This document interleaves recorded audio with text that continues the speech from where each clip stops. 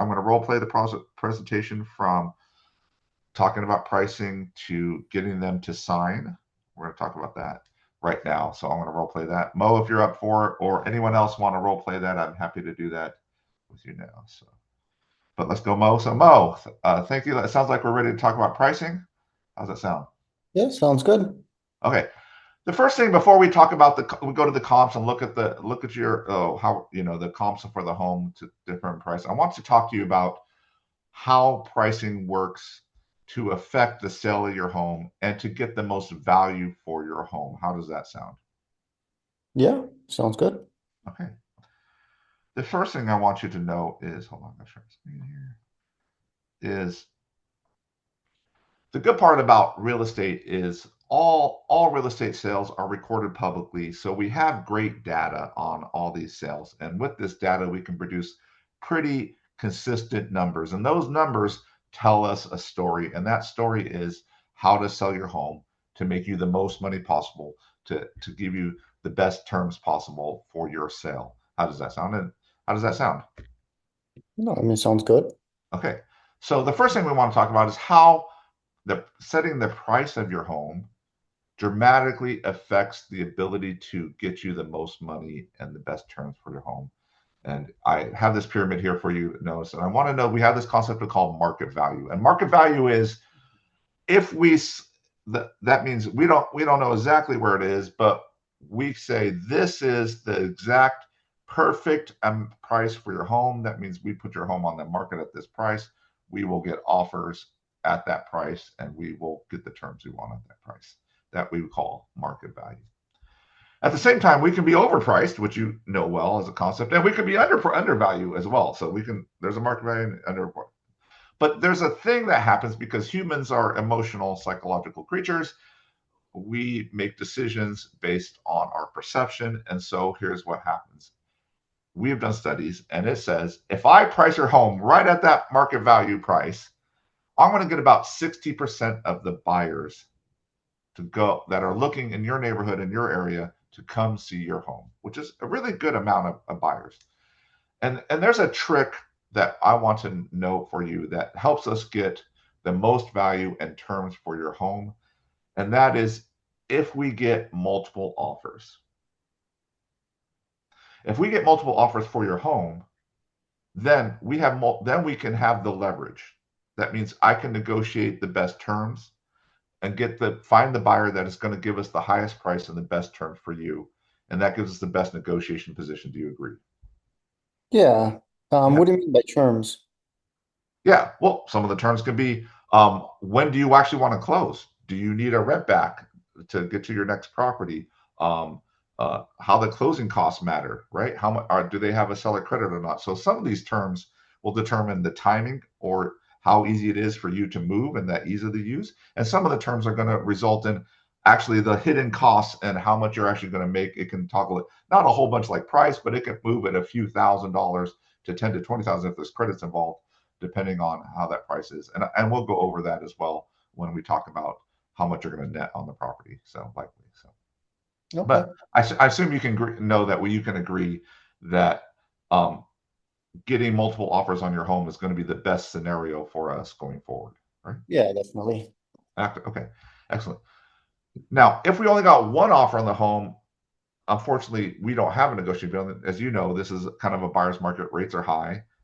We're going to be subject to their requests. And that's going to put us at a disadvantage because we don't have negotiating ability to go to other buyers and find the terms we need. So the number one goal when we talk pricing is to get a price that gets us multiple offers on your home. So let's talk about that. If I get market value, if that means we're at the right price point for what buyers think is your house is worth, I'm going to get 60% of the buyers there. And I'm probably going to get multiple offers, but I think we can all agree one thing: buyers are not going to offer on your home unless they fall in love with your home. And they're not going to fall in love with your home unless they actually come view your home. So the good news is that means I got to have people willing to come see get out of get out of their house, contact their agent, get in a car, and come to your house and see your house.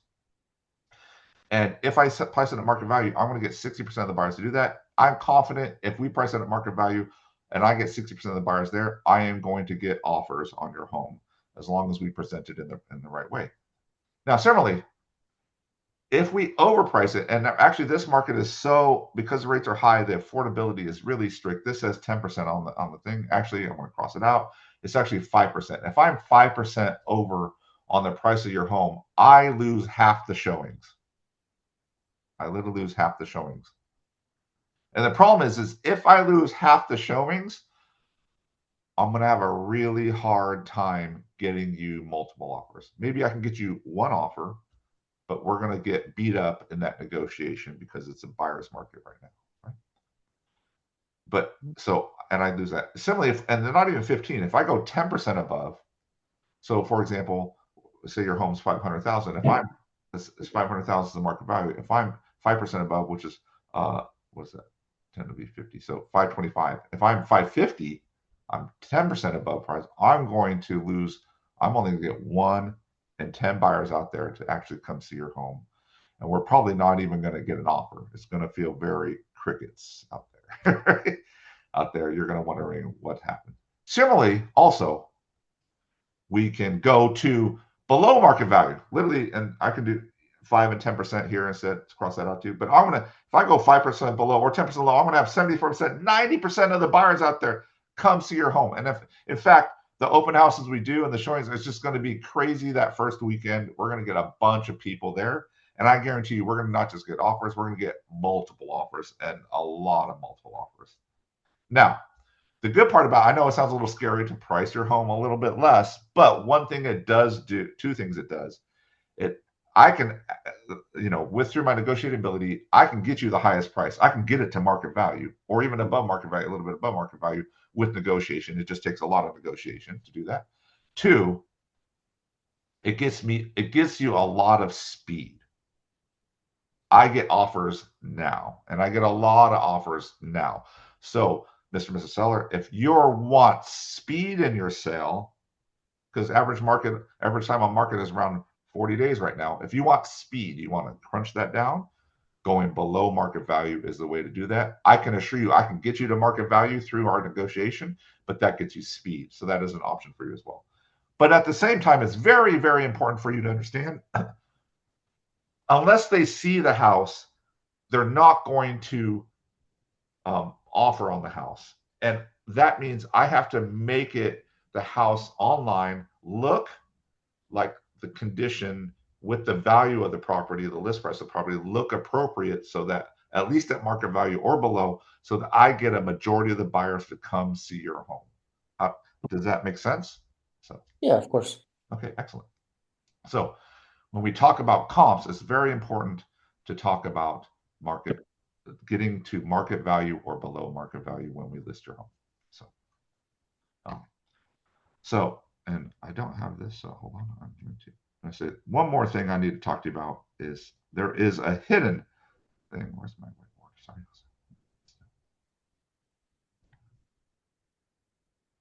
So I'm going to put a whiteboard here. I'm going to draw this, but I would normally have a drawing or printout on this. So I'm going to say, hey, let's also talk about another hidden factor that affects the value of your home. We know the condition, interest rates, the market affect the value of your home. But also there is one stat that most people don't understand that also affect the value of a home, and that is time on market. What's that mean? So, for example, Mr. Seller, I assume you're going to be moving to where? Where are you going to be moving to? San Diego. San Diego. Oh, I love San Diego. I almost want to retire there. Awesome. I'm sure you're already looking at homes in San Diego right now online. Is that correct? Yeah, somewhat. Yeah. So when you're looking at San Diego homes, this shows the days on market there. I'm sure if there's a house you like and it says 126 days on market, what do you think about that house? Well, something's wrong with the house. Yeah, something's wrong with the house, or it's overpriced, or both, right? So, and that is just human perception and reality. That means not only we have to hit the market value of the house, we gotta make sure that we make sure the days on market stay low on the house. That means we can't chase a high price, because if we get a high days on market, your buyers, even if I get offers and that means even if we lower the price later and get buyers to come in, what's going to happen is we're going to get offers that are below this price, that ask for a lot of credits, because they're automatically going to assume you're desperate to sell, there is something wrong with the house, and you're overpriced, right? So when a buyers believe your home is overpriced, not in the right condition, and because there's a lot of days on market, you're desperate to sell, they're going to offer what we call low ball offers, which means I'm not going to get you the market value for a home. We're going to get you the below market value for your home because we have so many days on market. And I would like to really, really want to avoid that situation for you on your home sale. Do you agree? Yeah. Okay, so let's talk about this. So, oops, hold on, let me draw a line. So I'm going to draw this graph, and this is going to represent days on market. So this is going to be number of showings, number of show, and this is going to be days on market. Now, we know it's about 40 days average on market, and say this is day 0. And we're going to just do 10, and we're going to do 21, and we're going to do 30 as our markers. So this is how real estate works.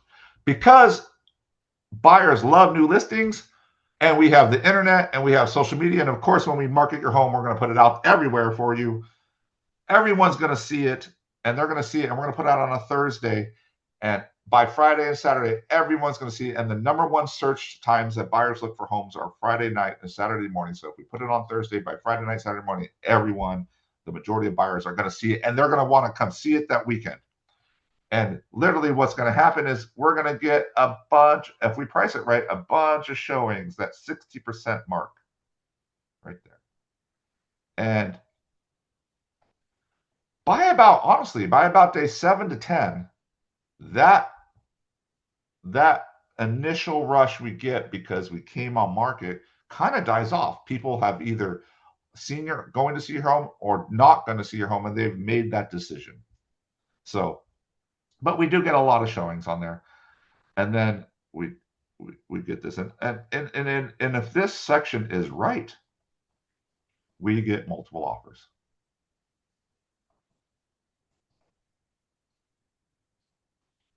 Now, the same time is now, and then we'll be in contract and we find. Now, a lot of people say, well, John, can we test a price that's higher? Can we go 5% above? Just test it.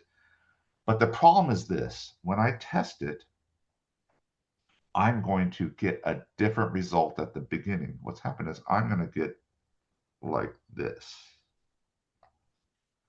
I'll get people to look at it, but they think it's overpriced. And I'm going to get half the people. So say this is half, or even 10%. So this is the 10%, this is half. So literally, I'm going to lose all these buyers looking at your home because I overpriced it.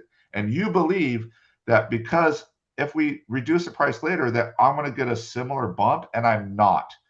The reason is because people have already seen your home and deemed it priced, and this is the buyer thing. Buyers are looking to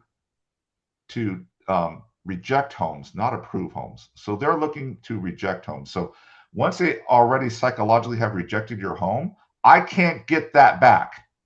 That means what actually happens is if you drop your price, I'm going to get a little blip later. And if I only get a little blip later because of showings, because I'm only picking up the people that were new, that have come on new since here. In fact, I would have to do such a dramatic drop in price on your list price to get a blip that's decent like this. It would have to be dramatic to make sure to wake these people up to not rejecting your property anymore in their mind. And Okay. unfortunately, if I chase it and we do this and get no offers, and I do price reduction and a price reduction and a price reduction, we're going to start sitting out there, and now your days on market gets super high, and we have to reset it. And if I have to reset it, I have to take it off market for 30 days and put it back on to reset it. And we're going to be chasing the market. So, and the good news is, because if you know between the pyramid of this, we will know within 10 days if we are right priced or not? Are we on market or below market or not? The market will tell us right away. And also, you can see how we get to large days on market is overpricing the home at the beginning because we lose that first 10 days and we never get it back. And the only way we get that back, that good 10 days, is if you dramatically drop the price of your home, not even to market value, to below market value to incentivize the buyers to come back.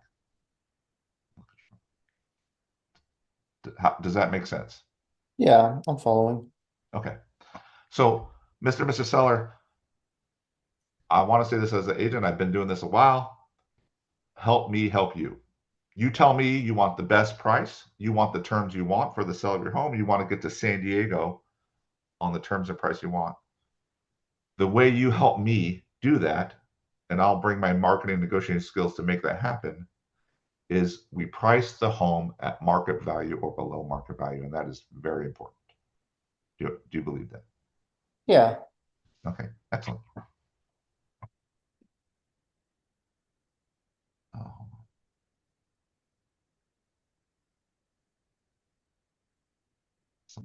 okay. Sounds like we're ready to talk about comps on the home.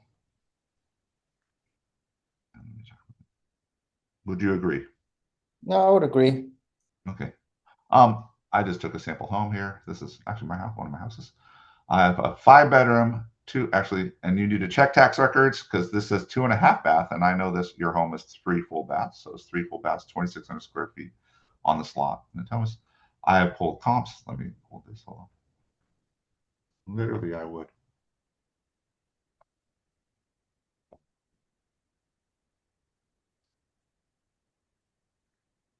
I'll pull comps here. So I have found homes, and pause here for a sec. Just want you to know there is a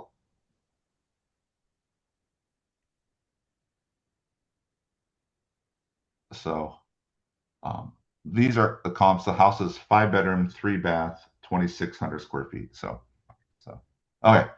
So Mr. So here's the comps, and I want to walk you through a few things on the comps.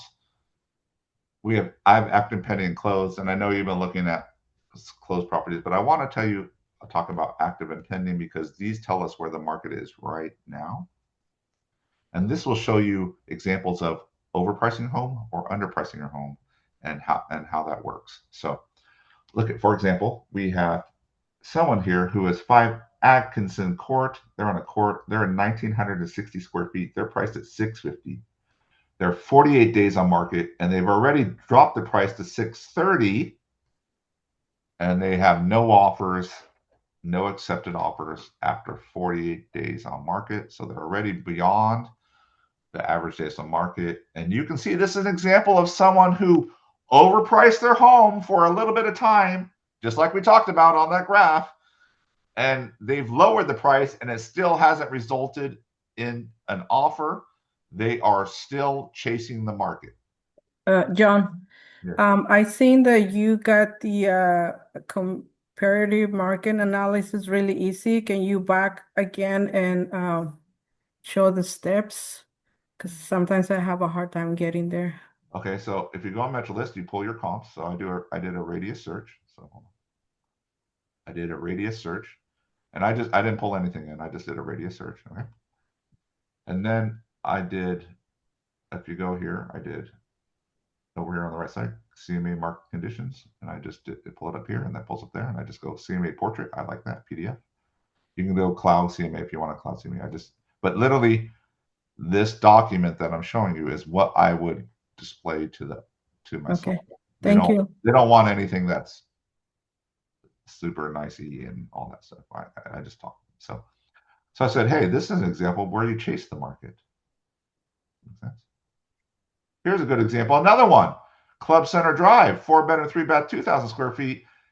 They priced it at 540. They are 58 days on market. They priced it at 540, and they dropped the price already $21,000 to 519, and it's still not sold.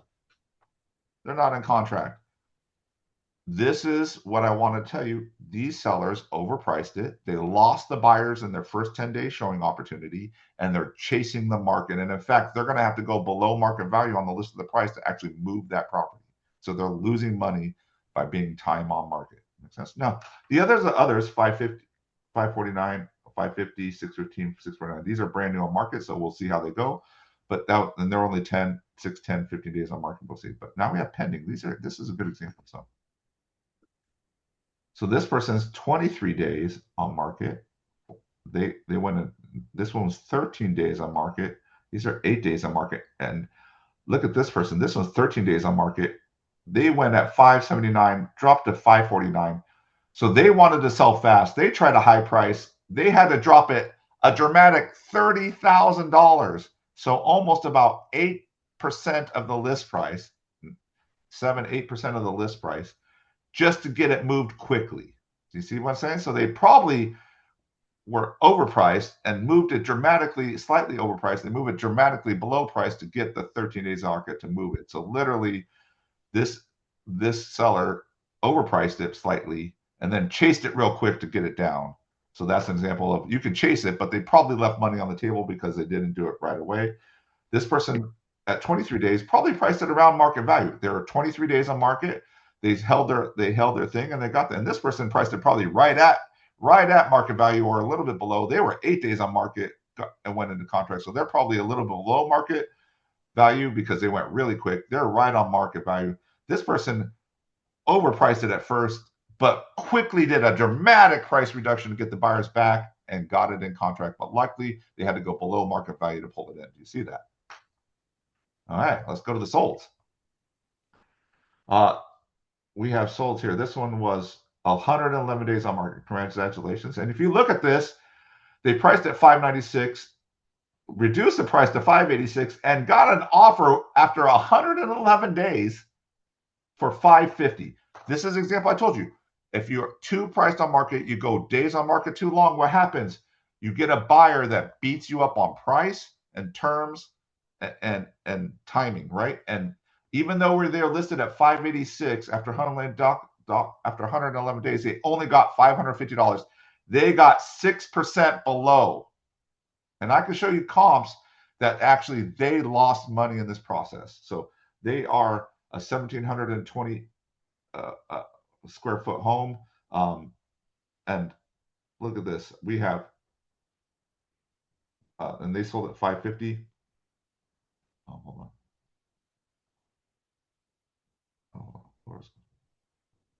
So anyways, well, let's go forward. So, and then we have,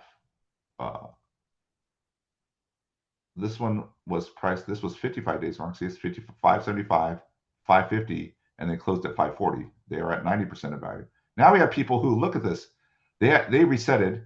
They went 2 days, 67 days. So 67. So they tried a high price on 67 days, didn't sell, took it off market, put it back on, and in 2 days they sold. And they sold at 580, 100% of value, meaning they overpriced it at the beginning. They took it off market, priced it at below market value, right at market value, and they sold in 2 days. We see Cloud Crest, 599, 13 days, 100% of value. So that's on market. 100% of value here, 28 days, 514.9, 514.9, closed at 514.9. 104 days. So this person underpriced their market. They're 1198. They priced it at 475. They got 495. So this is an example of a seller, and they got speed. They got 5 days on market. They got speed. They priced it under market, and they got 20,000 overpriced because they got under market, multiple offers, and got it bid up. So this is an example of going lower on the pyramid and getting speed and getting still market value for your house. And we have here 635 Maybrook. This was only 16 days, 635, and sold at 640. So they were either right on market or right at the bottom edge of market or below market a little bit, and they got 5% above or 1% above. Here's someone 21 days, 525, 520. So they were right about market value, not too close. This one's right about market value. They were below market value, 689, and they got 698. So they got 10,000 more, 1% more, and they were only 8 days on market to someone who targeted at market right on the lower end of market value or below market value for the pricing. And similar, 569, 560, this person was 14 days on market. They were in the market value range, and they but they sold a little bit less, right, for that. So Mr. and Mrs. Seller, you can see how what I talked about on the pyramid graph and the other graph, how time on market and pricing dramatically affect your ability to get the best money for your home and on the timing and terms you want. Do you agree? No, smoke gone. So something. I say, okay, let's talk about the value of home. Now, your home is bigger than most of these homes, so 26, so we're gonna have to extrapolate a little bit, but we have homes here on Peggle Place and Cloud Crest that are 2,400 square feet. Now, I'm gonna exclude a few. Admiral Bend is a different neighborhood. That's why those are higher. Also, Bristol Bark and some of these are, this home is in Natomas Park. So if I'm gonna pull up a map here. So this is, and pause here, I need you to understand, this is important to understand neighborhoods, and I talked about this. So this is an example of the comps I put in. This is just a radius. The home is here across from the park. So the good news is across from the park, it has additional amenities. So if the home is across the park, and I'll put it here, you can put it, if you put in here, you can put a dot. So you can put, if you're trying to figure out where in the neighborhood it is, you can do this. So if you see Hampton Falls Waste, it puts a marker there for you. So you can see where the house you're comping is at. So you look at the comp there. So I know it's across the park. So being across from the park is actually going to add value. There's no neighbors across the street. Parking will be less, easy access, good views from the house, right? So you're going to actually add a little value. Now over here is Natomas Park. So these ones I can't take in. So these are important for you to understand. There's certain, these work. This neighborhood over here, while it is still the Hamptons, are much smaller homes. They're on T courts. They're not yards, are not normal single family homes here. So you can't take those comps. These comps are all similar. These homes will be similar. So you would want to take these comps, not these, because these are Natomas Park. These are a different size type of neighborhood. So it's very important, and I want to just, we can do another comping class on this. It's very important when I talk neighborhoods that you understand neighborhoods. If you don't understand neighborhoods, you just got to pour through the homes online and you got to look at them, see the yards. Do they look different? Why do they look different? Are they on T courts versus not T courts? Are they across the park or not across the park? Does that make sense? You got to be very keen on those things. So I just know this neighborhood. So these two are in the neighborhood and fine. And look, they tell, and this is the 20, this is a 3-bedroom, 2.5 bath. We are a 5-bedroom, 3-bath, 2,600 square feet, similar lot size. They're $599 and $580, and they were right at value, man. They went on 2 days and 13 days on market. Bam, they hit it. Make sense? So now we're probably above that because we are a higher square footage, and we are also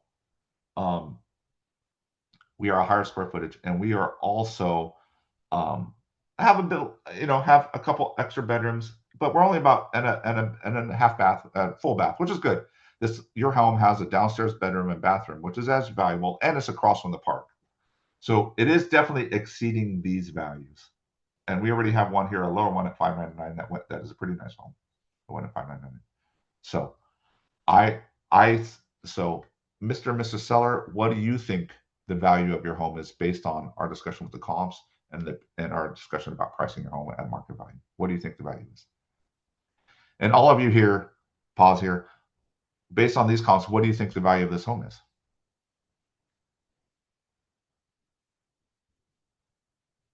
You know? So 610 or 15, 610. Yeah, I would say I would be comfortable with something 610, 615 for this house, right? We already know 599. We know it's bigger, it's across from the park. If it's across the park and really nice, if it's really done well, I could even see 625 if it's a super nice house, and because it's across from the park, I can see it go higher. Does it make sense? So that's where I go with the band. I say if the house is really nice, I'm okay with a 615 to 600 band. If it's average, okay, I'm around 600-ish to 615. If it needs some work, I'm probably in the upper fives. Make sense? That's where I go in this house. What I'm talking about. Now, I want you to understand, you can see how, and I want you to understand, no matter, and I just randomly pulled this comp. You can see my pyramid graph and my things, literally you can tell the story from any comps. Literally, as you see how I rolled through the comps with the sellers, and I was using it to justify what I told them before. I was saying, here's an example of overpriced. And by the end of this, you will get the seller to say what the price is. And I guarantee they're going to say, like you said, Del Ruba, just like you said, 615, right? They're going to say something like that, which is what I want them to say, right? So Del Ruba, say you said 615. I said, I agree. I think your home around 600 to 15,000 will be accurate. I think that is around market value. If you really want to have speed and go fast, I recommend, remember that below market strategy. I'll also be comfortable with listing at 599. That will get us a bunch of buyers. I will get you to 615, 620. I will get you there. It'll just bring speed and a lot of things at the front end on that. So that is up to you. But say we're going 615 price, 615,000, and say we get an offer with normal terms here in Sacramento County, my commission and the buyer's agent, the buyer is likely going to request that you pay the buyer's commission, which we would average as 2.5%. There's also closing cost averages between escrow, title, recording fees, those sort of things. So if we did that,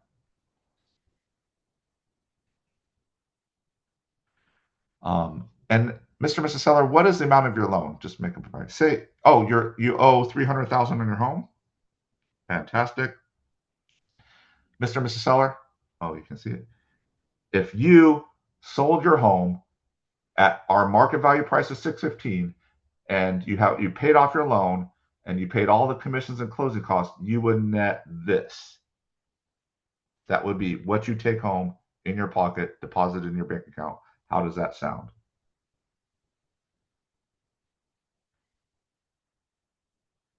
And I would say 75% of the time, they say, that sounds great. Then I say, sign here. And I literally push the listing agreement in front of them. And I leave the price blank, and I write the commission in. I write in 3%, and and actually I write 3.5%. On that number I did 6%. I assumed 3.5 to me, 2.5 to the buy side. I assumed 1.5% closing costs. So that's a rule of thumb. Sellers most of the time are going to spend about 1.5% of the purchase price on closing costs. That's escrow, title, taxes, those sort of things. So when I did this price, I did 615,000 times 0.925, which would give me the net after 6% of commissions, 1.5% closing costs. And then I took their loan off 300,000, and I just showed them the screen, and I literally put it to their face, say, how does that number look to you? And now I'm real. Now I've just done it, and by doing it on my phone and doing the actions, it gives them the thinking. What you see the power of it. I told them what's going to happen with pricing. I went through the comps and justified everything I said. They came to the price I want, and then I say, you'll net this. And I would say 75% of the time, they take my price and they sign right there. The only thing I tend to get a fight on, is the 25% is I get a fight on the net. They need to net more. They need to net more money. So if they need to net more money, we talk about why, what they need to do. And then, sorry, I need my calculator. So let me run through that again. So we've had a $615,000 price, right? I times it. Now you have to think about this, a little bit of math here. You have to deduct out the 6% in commissions, assuming, and the 1.5% seller closing costs on average. So that's 7.5%. So 7.5% from 100% is 92.5%. So I times it by 0.925, and that's going to get me 568,875. So that's 92.5%, which is because I did 6% plus 2% plus 1.5% off the purchase price. It would net them 568,878. And then I said, oh, you have a loan of 300,000. then I would say minus 300,000. 300,000. Oops. Oh, let me go back. Mess that up. Minus 300,000. So I did minus 300,000, and that gets you 268,875. Makes sense? And I literally put this, I said, this is how much you would net on your home, approximately, assuming we got a normal offer at your list price with normal closing costs and normal asks of a seller. Now, if you're worried about credits and things like that, you could add $10,000. I would, in this market, I might add $10,000 for credits. So you would just add that in, and that would push it to 250. I would add in $10,000 seller credits. They're probably asking for it on normal offer. So I'd add 10,000 in right now.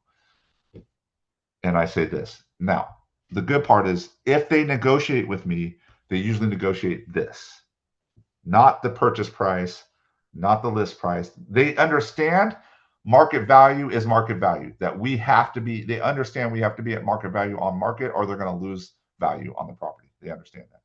What they're going to fight is on the net, how much they net. So two things on this. They're going to push you on net. When they're going to push on net, they're going to push on your commissions. And one thing you want to go first to is if they're looking for a higher net number, you need to figure out why. Okay. I mean, I've gotten to the point where they're looking at numbers. We're talking about their move costs. We're talking about paying off this credit card. We're talking about paying off this other loan, things like that, right? So there's things that you can do when you talk them through. And if actually, and a lot of them, they think they need that number, but when you actually write the numbers down and literally do the financial planning for their move, they don't actually need that money. And it actually works. If you want to shave money, there's a couple ways to shave to get them. And usually I'm talking like $5,000 or $10,000. You say, hey, if we're going to do this, I assumed a $10,000 seller credit. We're not going to be able to do that. If you want to net this, we're only going to be able to take max $5,000 seller credit on this. Or we get the buyer's agent commission down from 2.5 to say 2.25 or 2%, or we get the terms. We get more split on the escrow title fees. That's not normal tradition Sacramento, but we ask them to split those things can move a few thousand as well if we split those differently.